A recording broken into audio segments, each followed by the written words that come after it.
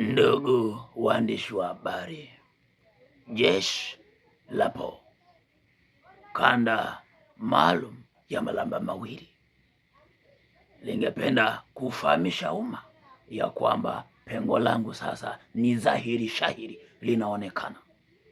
Nyote mtakuwa mashahidi mara baada ya kusafiri kikazi kuja jijini Arusha, kanda maalum ya daraja 2, nikimsafirisha mtuhumiwa Edward Festo Swai.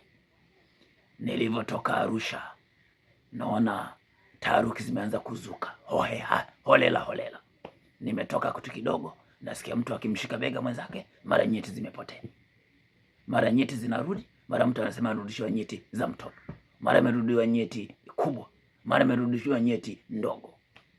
Sasa ninarudi mtu mwenye kanda yake maalum, lakini nitarudi na mimi mwenyewe ibidi nichukue tahadhari kidogo.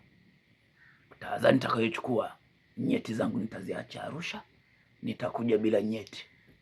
Na wajua nyinyi, nyeti zangu nitawachia wadudu, alafu nitakuja na kanyela momo ubaya bwela haina kwere.